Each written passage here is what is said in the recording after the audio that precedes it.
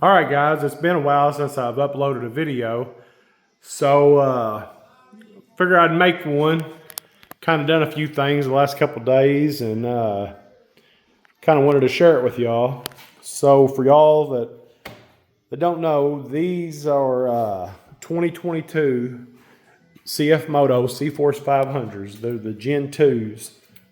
So I've had them right at 2 years now. I love them, absolutely love them. I've came from Honda and Polaris. I've had Yamaha and Suzuki, Kawasaki. I've had everything but pretty well Can-Am over the years. I've been riding ATVs since 1986, 87, somewhere in that. That's not including ATCs. But really, I really do love these.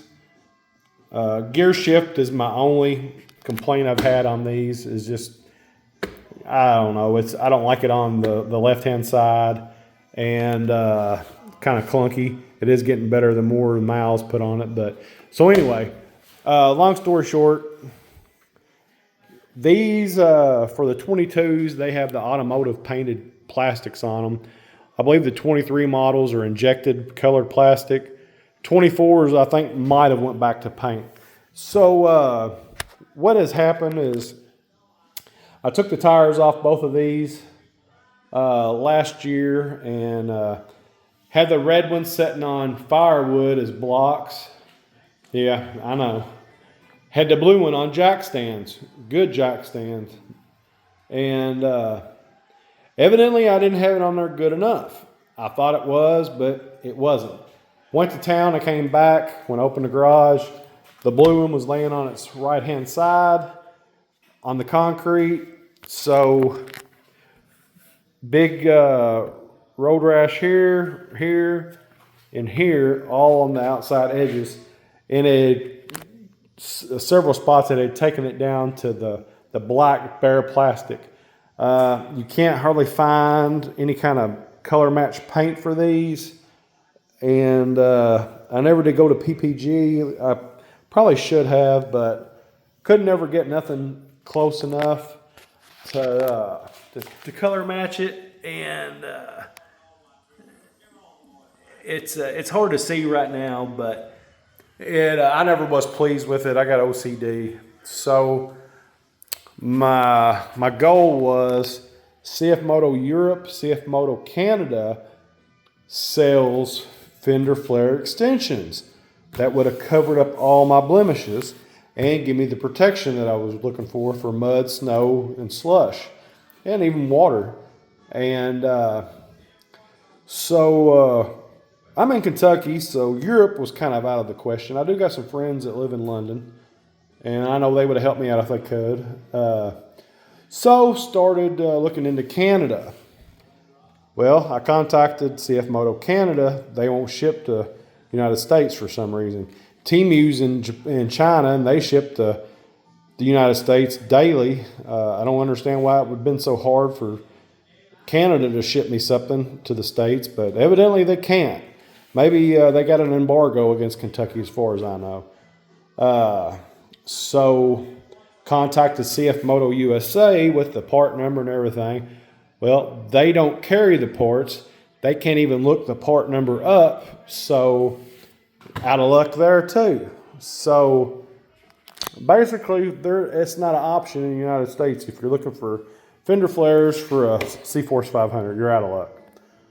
So I was really discouraged on it. And I got thinking Sunday, what can I do?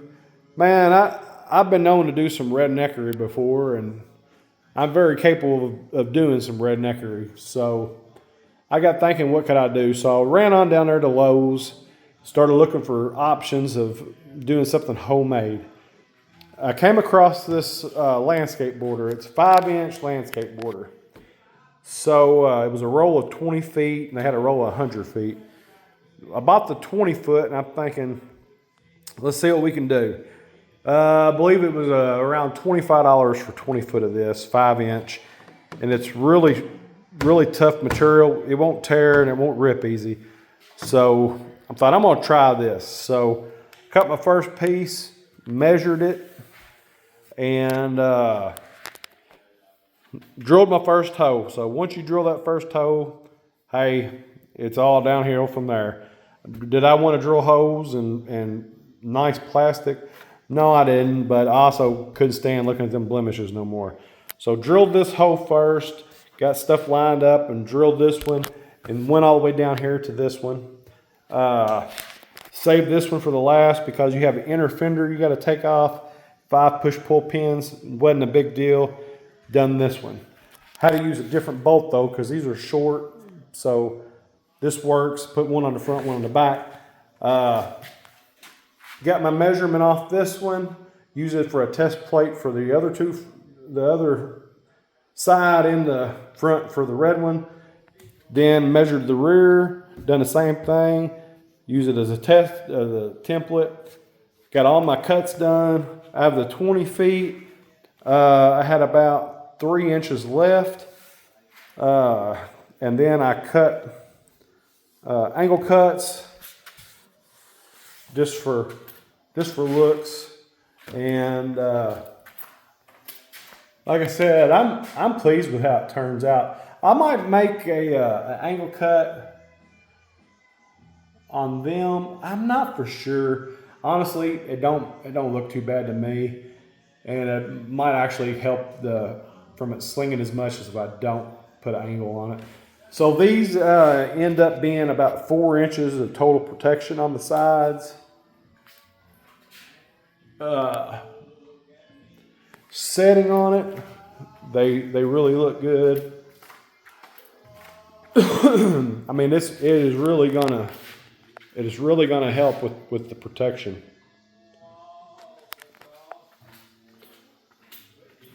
The red one, it didn't have no blemishes on it, but I just like my stuff matching. I put a windshield on one, I put it on the other, and so on. I wasn't gonna do the blue one and not the red one. So, like I said, I'm really happy with how it turned out.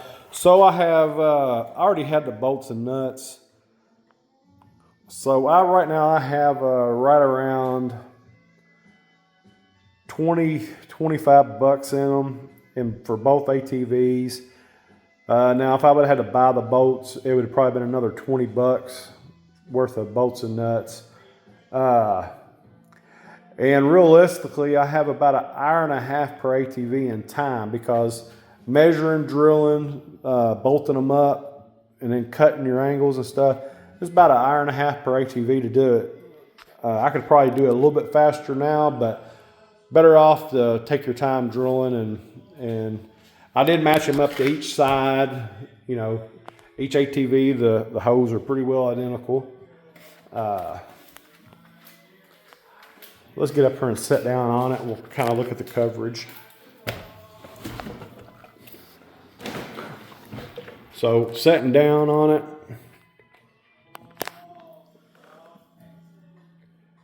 great coverage.